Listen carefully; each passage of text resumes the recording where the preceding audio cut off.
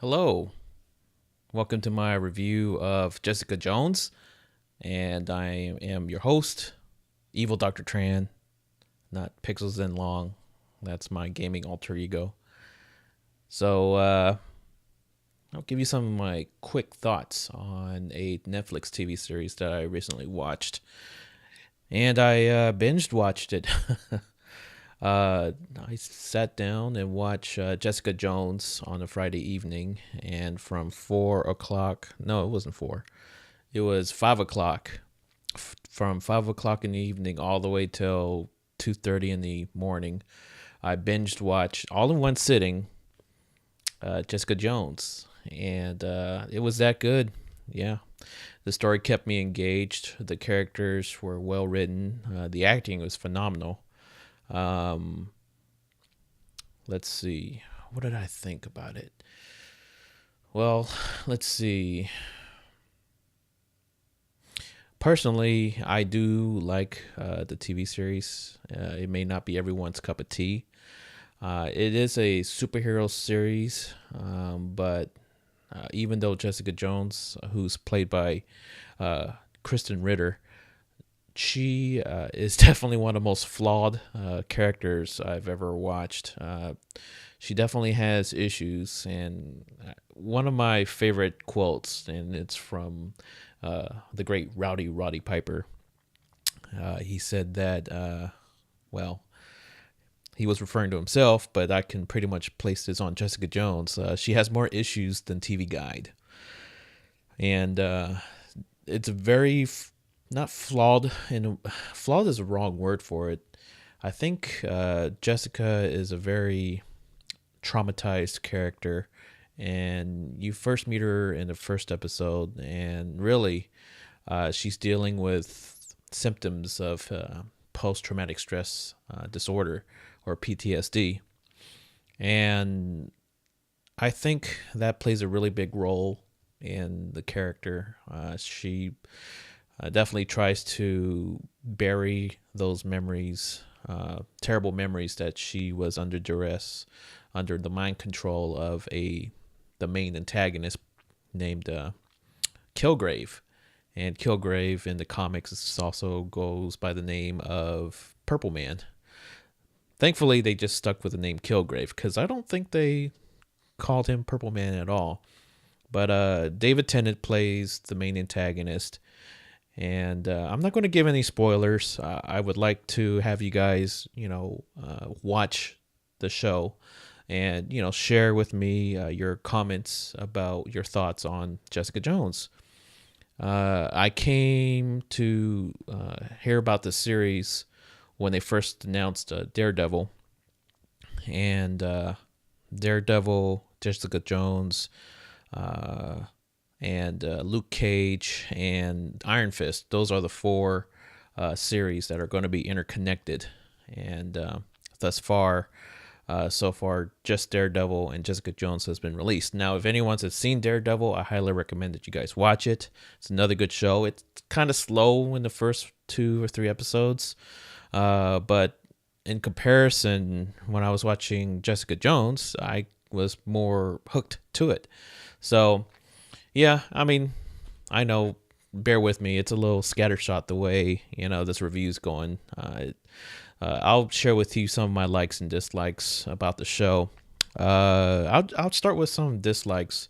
There's a character in the show named Robin, and she's kind of a weird character, and I guess kind of represents some of the bizarre aspects of New York City, which is what the story is set in. She comes off as weird and bizarre in the beginning of the series, and then she just, I don't know. People in the show, the characters in the show tend to give her a little bit more credit than she deserves. I mean, that's the only thing that kind of bugs me. That's really actually a minor gripe I have against it. Other than that, some other serious drawbacks. No, I can't think of any serious drawbacks. But what I can also attest to is, man, I can't think of it. Sorry. At the moment, I can't think of anything that negative to say about Jessica Jones other than that character, Robin. Um, let's see. Some of the positives that I liked about Jessica Jones was definitely it's one of the most well-rounded casts that I've ever seen in any kind of TV show. The show itself is 13 episodes long. Really, the two main characters definitely that carries the show was Jessica Jones herself and her antagonist, Kilgrave, who's played by David Tennant. And you'll see how well of a villain David Tennant plays. And if you guys have not heard of David Tennant, he's the Doctor from the Doctor Who series. And man, he plays a character that's really deranged, disturbing. Not deranged in like in the Joker sense, but just he has a very sick mind. And at the same time, kind of likable in a way. He has this weird sense of humor about him whenever he mind controls someone. The show, that's another thing that the show does very well. It does a very good job of illustrating what it's like to be a person or a victim under mind control. And yeah, it's pretty bad. Like one good example, his superpowers of mind control will only last 12 hours, but there was a scene that kind of stuck out in my mind where he invites himself into a family's apartment, and the dad opens the door, and Kilgrave says, "You're gonna invite me into your home," and then the father's like, "Yes, I will invite you into my home." He just lets Kilgrave into the house, and the wife says, "What are you doing here? You don't belong here." It's like, "I do belong here. You're gonna let me stay." And that's what he says to the mom. The mom says, "Okay, I'll let you stay, and make yourself at home." The two kids see it and walk in, and he steps on one of the kids' toys, and he tells the little boy, who was a boy and a sister, the boy says to him, "You crushed my toy." And then Kilgrave says to him, "No, well, I don't like you, so you step into the closet." And he steps into the closet. And he looks at the boy's sister and says, "You step into the closet too." And she says, "But I have to go to the restroom." And he says, "Well, you can do it in the closet." So, he wills her to go to the closet. So she and the little boy goes into the closet, and Kilgrave closes the closet door, and then as he walks off, you see a shot on the wooden floor of, a water puddle, seeping out, and you can hear the little girl crying, so that part is, pretty disturbing and does a very good job of, establishing, it sucks to be mind controlled by him. And that's what really it all revolves around about Jessica Jones, the main character, where she drowns out those bad feelings by just drinking a lot. And boy, does she drink a lot. She drinks whiskey like fish in water.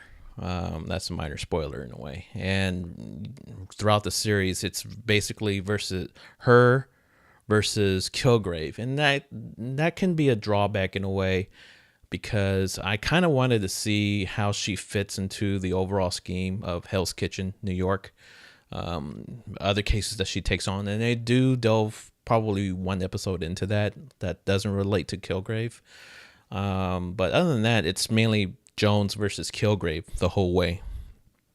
And the way the show keeps ratcheting up the tension, the stakes, and just when you think that our main hero has the villain in her clutches, just some other twist happens, and you're like, oh, and then another character that I really like was Trish, and some of you guys might know her, Trish Walker, but she shortened it from Patricia Walker, and her name is Patsy Walker in the comics. And Patsy She doesn't call herself that, but she just calls herself Trish.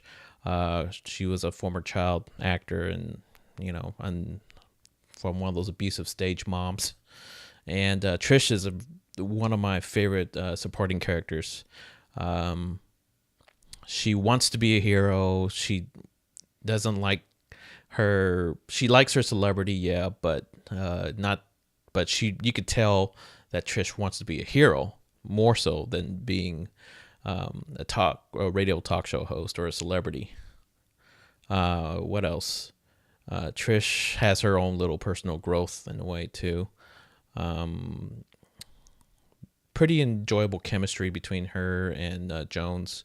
Jones also meets up with Luke Cage. He's in that series as well. And yes, he is superhuman, so you'll see what his abilities are once you see him. What else? What other minor characters? Not minor, but supporting characters. There's, the show again mainly focuses on Jones versus Kilgrave. The action is very well done. Illustrates the brutality between not the brutality. Brutality is not the right word. Probably gritty. Gritty is the right word. Not dark and gritty, as we all like to say nowadays, but visceral and brutal. The fight scenes are hard hitting. That's probably the right word. Hard hitting fight scenes. They're few, but when they happen, man, they throw down. Jessica is not afraid to throw down. She has super strength, and she uses it here and there throughout the series. But if you have not seen Jessica Jones, I recommend it. You don't need to see Daredevil to know what's going on. The only common thread that Daredevil and Jessica Jones has is that they're both set in Hell's Kitchen, New York City.